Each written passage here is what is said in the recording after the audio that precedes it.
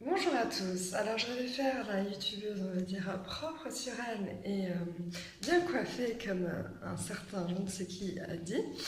Euh, Comment dire?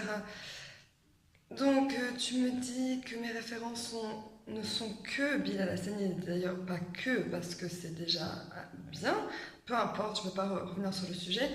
En fait, la personne m'a caché en disant que Bilal Hassani, je ne sais quoi, enfin, qui porte des perruques. Mais c'est pas ça le but, c'est le fait qu'il ait une particularité, qu'il en a fait sa force, c'est ce que je lui ai dit, et que il parle d'être unique, on peut faire ce que l'on veut, on peut être comme on veut, et que j'ai tellement été critiquée dans ma vie, il m'inspire, c'est tout, c'est mon choix, voilà, et justement, c'est mon choix, donc je fais ce que je veux. Si je me suis fait je vais pas le dire de gros, des tatouages du genre papillon, c'est parce que je fais ce que je veux, je dis ce que je veux, voilà.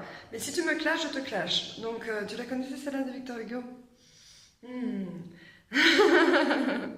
J'arrive pas à clasher, moi je suis pas comme ça. Donc, ça a coupé, bien sûr. Non, je voulais dire que, par exemple, au début de mon livre, la citation, c'est de Victor Hugo, c'est le plus dur, c'est d'exister sans vivre. Et effectivement, cette phrase m'inspirait beaucoup à l'époque. Donc du coup, je l'ai mise comme citation au début de mon livre. Tu vois ses cheveux. Et donc du coup, cette phrase, bon, vous pouvez l'interpréter comme vous voulez, mais oui, pour moi, dans la maladie mentale, on survit. On survit. On ne vit pas, on survit. Vraiment, vraiment. C'est juste horrible. Bref, donc, pour en revenir au clash, tu me clashes, je te clash. Même si j'arrive pas trop à clasher, c'est pas trop dans ma nature. D'ailleurs, il y avait une sorte de truc là qui s'est passé ce matin dans le pavillon. J'aime pas les mauvaises ondes. Bref. Donc, du coup, je me recoiffe tout le temps. Ma mère me l'a dit, hein, elle m'a dit, Mélie, tu te recoiffes tout le temps dans tes vidéos. Mais oui, mais c'est pas de ma faute si mes cheveux ils partent. Voilà. Donc, à cette personne qui est nocive, toxique, que je ne veux plus dans ma vie justement, et c'est ce dont je parlais, s'il te plaît, parce que moi je suis polie, on va dire, peux-tu ne plus regarder ma chaîne, s'il te plaît, merci. Donc voilà, donc comme il a dit, je devais être propre sur moi. Et puis, comme j'étais dépressive ces 2 derniers jours et que je ne dormais pas, vous pouvez imaginer l'état dans lequel j'étais.